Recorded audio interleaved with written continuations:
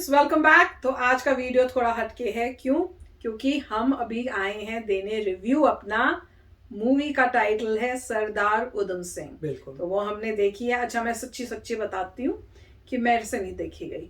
तो मैंने तो शुरू की, देख के मैंने कहा नहीं, पहले लगाने लगे। हमारा था, हम डिसाइड कर रहे थे कौन सी देखें, सनक देखें सरदार उधम सिंह देखें। तो पहले हमने सोचा कि हम ना पहले सोचा कि सरदार उधम सिंह देखते हैं। फिर मैंने कहा नहीं यार, ये बड़ी इमोशनल होने वाली है, खासकर जो जलियांवाला बाग का दिखाते हैं ना, और वो मुझे याद है, वो मुझसे देखा नहीं जाता ना मैं सोच सकती हूँ। तो मैंने कहा इस मूवी में तो मैं रोती रह जाऊंगी। तो ऐसे करते पहले सनक देख लेते हैं। पर वो सनक जो थी वो लग ही नहीं रही थी हमसे, तो उसमें कुछ पंगे हो रहे थे। तो हमने कहा अच्छा चलो, भगवान जी चाहते हैं कि हम सरदार उधम सिंह ही पहले देखें। तो हमने वो लगाई। पर वो इतनी इमोशनल हो रही थी कि मैंने जिस तरह से ना पूरा टाइम ही वो दिखा, जैसे शुरुआत से ही ऐसे लग रहा था बहुत सीरियस उस टाइप से। फिर मेरे से आगे जाके देखी नहीं गई। तो मैंने कहा अच्छा तुम देख लो, मुझे आगे बता देना, क्योंकि मैं और इस टाइप से नहीं देख सकती जिस तरह से ये इतना बैडली ट्रीट कर रहे हैं, मार रहे हैं उसको पकड़ के। तो फिर मैं तो उसके बाद देखने से रुकी। तो इन्होंने पूरी देखी है। तो इनसे पूछते हैं कि भैया कि आप रिव्यू दो। और मैं बता रही हूँ, अगर इन्होंने मूवी को अच्छा बोला ना, तो ये किसी को भी गुड आसानी से नहीं बोलते। तो अगर गुड हुआ तो वाकई बहुत नहीं, हर एक का अपना ओपिनियन होता है, बता दूं मैं। बट मेरे को, मगर मैं ये कहूँगा कि जब मैं मूवी शुरुआत हुई थी तो मुझे पता नहीं था कि मूवी किस टाइप की होगी, क्योंकि इंडियन हिस्ट्री में सरदार उधम सिंह की ज़्यादा पॉपुलैरिटी नहीं है। मुझे तो पता भी नहीं आप था। भगत सिंह के बारे में पढ़ते हैं, मगर उधम सिंह के बारे में आप नहीं पढ़ते। हिस्ट्री में आपकी बुक्स में ही कवरेज ढंग से नहीं होती, जबकि दुख की बात है कि कवरेज होनी चाहिए। बहुत अच्छी बात है कि उन्होंने मूवी बनाई है। तो जब मूवी आई थी, मुझे शुरू हुई थी मूवी, मुझे इतना भी पता नहीं था कि कितनी लंबी होगी। और जैसे से मूवी बढ़ती चली गई तो मुझे लग रहा था अब खत्म होगी, अब खत्म होगी, मगर मैं पता लग गया कि ये वो बात नहीं है। वो कंप्लीट करके रहेंगे अपनी स्टोरी को, और मुझे वो मूवी बहुत अच्छी लगी है। क्यों? अटेंशन टू डिटेल जिसे कहते हैं, अटेंशन टू डिटेल। उन्होंने ये मूवी बनाई है इंडिया के पर्सपेक्टिव से, अंग्रेज के पर्सपेक्टिव से नहीं। पहली बात तो यह, लास्ट में वो क्लियर करते हैं कि आज तक अंग्रेजों ने जलियांवाला बाग के बारे में अपॉलॉजी नहीं दी है। आज तक अपॉलॉजी नहीं दी है। उन्होंने उसका बयान भी पढ़ा, जनरल डायर का, और जो लेफ्टिनेंट थे ड्वायर, उनका भी पढ़ा। दोनों ने ही कहा भाई रेबेलियन को हटाने के लिए हमने किया, रेबेलियन को हटाने के लिए किया, ठीक है। और उसमें यह भी दिखाया कि जो जिसको मारा गया था, जो पंजाब का लेफ्टिनेंट गवर्नर वगैरह था, जिसको मारा गया था, उसको कोई ज्यादा गिल्ट नहीं था कि आपने 20,000 बंदा वहां था, आपने उस बंदे को मारा, आपने कर्फ्यू ऑन रखा। और इसमें जो नॉर्मली आप मूवीज देखते हैं तो उसमें आलतू फालतू बड़ी बकवास होती है मूवीज में, इसमें कोई आलतू फालतू बात थी ही नहीं मूवी में। खुशी इस बात की थी कि मुझे लगता है विक्की कौशल को इसमें अवार्ड मिलेगा। नहीं मिलता तो दुख होगा मुझे। इसका मतलब पूरा अवार्ड देने वाले रिग्ड हैं, चीटर्स हैं। अगर नहीं मिलता, उनको अवार्ड मिलना चाहिए। क्यों? एक्टिंग बहुत ही अच्छी थी। जो राइटर था उसने बहुत अटेंशन ऑफ डिटेल किया है, और ऐसा नहीं था कि बहुत जल्दबाजी में मूवी चली गई हो, नहीं। बहुत बार मतलब आपको इतना दिखाते हैं डिटेल कि आपको रोना आ जाएगा, आपको लगेगा कि आप वहां बैठे हुए हैं। नॉर्मली अब जलियांवाला बाग के सीन देखते हैं 15 मिनट 20 मिनट, यहाँ पे जलियांवाला बाग की कवरेज होगी प्रॉब्ली 1 घंटा, आधा घंटा, इतनी कवरेज है।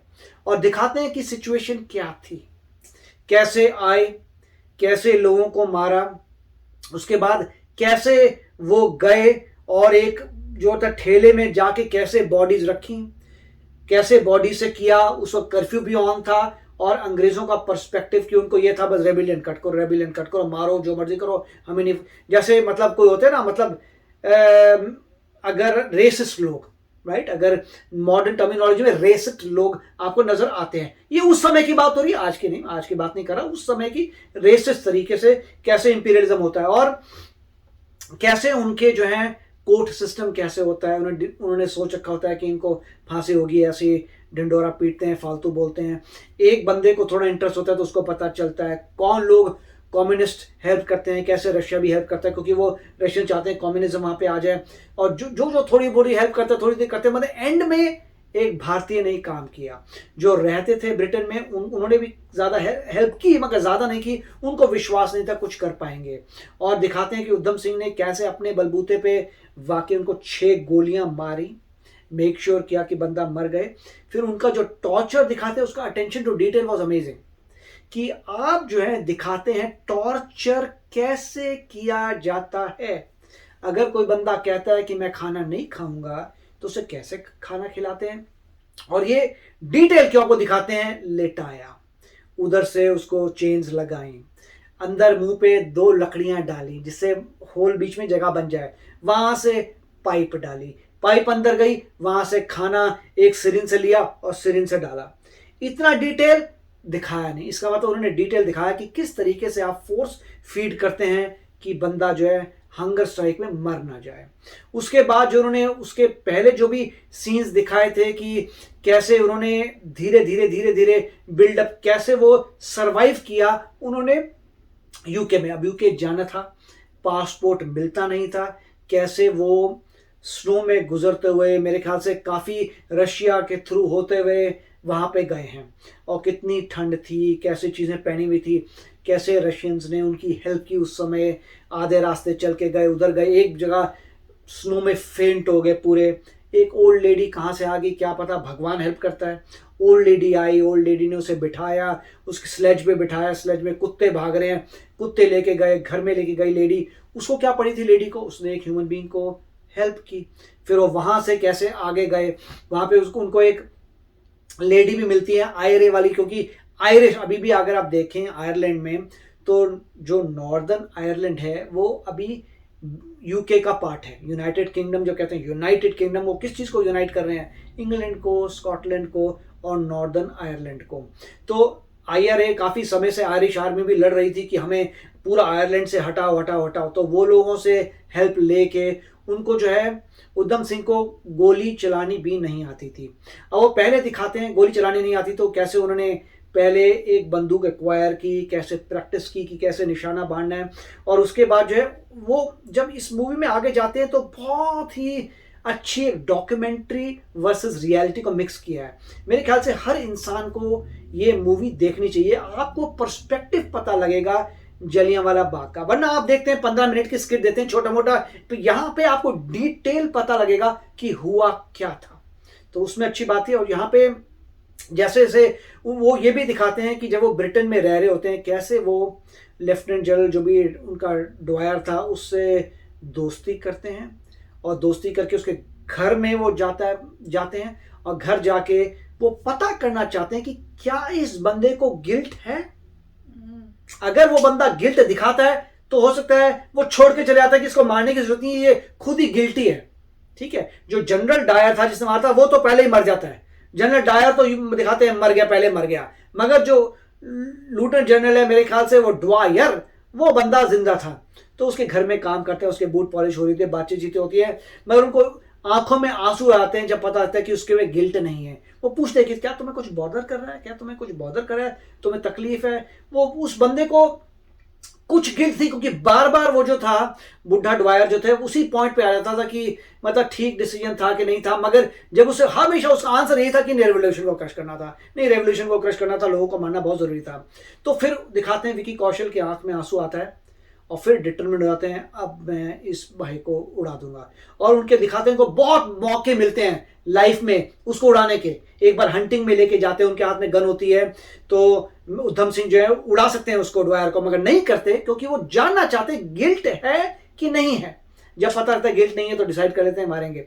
उसके बाद लास्ट में दिखाते हैं जो बंदा इंटेरोगेट कर रहा होता है उस वक्त दिखाते हैं कैसे नाखून में सुई से नाखून निकालते हैं, खून निकालते हैं, मारते हैं। एक बंदे से कन्फेशन कर लिया, वाटर बोर्डिंग करते हैं, आप जैसे लगता है कि बंदा डूब रहा है पानी में, वो सारी टेक्निक्स दिखाते हैं कि बड़ा स्कॉटलैंड याद है जी। उसमें आपको पहली बात तो ये, अगर उस समय पैदा होते हर इंसान जो है वो रेवोल्यूशनिस्ट बन जाएगा। उस मूवी अगर उस समय आती, उसे लगेगा कि मेरा देश मेरा है और तुम लोग मेरे अगेंस्ट हो, तुम्हें छोड़ूंगा नहीं। तो अभी की मूवी देखने के बाद ये भावना आती है कि मैं तो छोड़ूंगा नहीं, और समझ नहीं आता कि भाई इन लोगों ने इतना बुरा कार्य क्यों किया था। उसके बाद जो है वहां पे जो बंदा इन्वेस्टिगेट करता है वो उनको बोलता है देखो तुम तो बहुत भोले थे, राइट, अगर तुम्हारे रिकॉर्ड देखे तुम बहुत ही साधारण इंसान थे, अच्छे किस्म के इंसान से, तो तुम कैसे चेंज हो गए यार, एक साधारण इंसान थे, जलियांवाला बाग भी होता है मगर जलियांवाला बाग के बाद तो ऐसे मतलब क्यों चेंज हुए, अभी उसको पता नहीं है क्यों चेंज हुए। फिर वो उधम सिंह बताते हैं कि उनकी जो गर्लफ्रेंड थी, जो बोलने गूंगी थी, उनकी गर्लफ्रेंड गूंगी थी मगर गर्लफ्रेंड थी, तो गर्लफ्रेंड ने बोला कि सुबह मैं जा रही हूँ वहां पे मोर्चे पे, मतलब मोर्चे नहीं क्या, जा रही हूँ जलसे में, जलियांवाला बाग में जलसा हो रहा है उसमें मैं जाऊंगी, और बैसाखी का दिन है तो सेलिब्रेशन होगा वहां मैं जाऊंगी। तो उधम सिंह बड़े थके हुए होते हैं, वो बहुत कार्य करते हैं, मेहनत करते हैं, थके होते हैं, बोलते हैं मैं तो भैया आराम से सोऊंगा। तो देखते हैं सुबह वो आती है, उसे बोलती है कि जा रहा है, कहता नहीं मैं तो सो रहा हूँ। और फिर दिखाते हैं कि जब ये होता है तो जहां वो ऑर्फनेज में होते हैं, एक उनके पेरेंट्स मर चुके होते हैं तो ऑर्फनेज में होते हैं, और कैसे जब वो उसका एक बंदा घायल आता है, वो तो क्या हुआ था पता था, जलियांवाला बाग। फिर वो सीन होता है कैसे वो जाते हैं, क्या मैसेकर देखते हैं, कैसे ठेले में एक एक करके आते हैं, इतने थक जाते हैं ठेले में खुद ही गिर जाते हैं, बाद में इतने कंफ्यूज हो जाते हैं कि डेड बॉडीज भी ले जाते हैं, या रास्ते में लोग कहीं मर जाते हैं, छोटे बच्चे मर जाते हैं, क्या क्या नहीं दिखाया उन्होंने। और लास्ट में उनको अपनी गर्लफ्रेंड भी नजर आती हैं जो मर चुकी होती हैं। तो मतलब बहुत ही अच्छी है, मेरे ख्याल से इससे अच्छी मूवी मैंने काफी समय में देखी नहीं है। और जिस मूवी को देख के आपको पर्सपेक्टिव नजर आता है, आपको लगता है जैसे आप वही हैं, क्योंकि उन्होंने बहुत समय 40 मिनट तक यही कवरेज दी है, आना जाना आना जाना आना जाना, क्योंकि उन्होंने इतनी जबरदस्त कवरेज दी है, जो इंसान देख रहा है उसे लगता है अरे मैं तो वही हूं भाई, मैं वही हूं। अप्लाइड देखो, किसी की आंख में गोली लग रही है, किसी के सर में, किसी के बैक में, किसी की लेडीज में, पानी पानी वो बोल रहे हैं लोग, पानी पानी, क्योंकि मरते हुए पानी देते हैं, कई लोग पानी पीने से पहले मर जाते हैं। बहुत ही मतलब उन्होंने सही तरीके दिखाया कि एक्चुअली कैसा हुआ होगा। तो मेरे ख्याल से इस मूवी को अवार्ड जरूर मिलना चाहिए। और उन्होंने ये भी बता दिया विकी कौशल ने कि वो काफी अच्छे एक्टर हैं। देखिए जो भी उनकी संगत है उसका मैं बात नहीं कर रहा, बट एक्टिंग एबिलिटी इंप्रेसिव है। Very nice movie. Yes friends, तो आप भी बताना अगर आपने देखी आपको कैसी लगी है, और अगर नहीं देखी है तो इनके रिकमेंडेशन पे जरूर देखना और बताना आपको कैसी लगी। आप बताना, शेयर करना कि आपको कैसी लगी। तो चलो चलते, मिलेंगे नेक्स्ट वीडियो में बहुत ही जल्द। Till then take care and bye bye. तो अगर आप मेरे इस चैनल पे नए हो तो जल्दी से सब्सक्राइब के बटन को हिट करो और बेल आइकन को क्लिक करो, ताकि आपको मेरा जब नया वीडियो मैं लगाऊं आपको उसके बारे में जल्दी से पता चल जाए।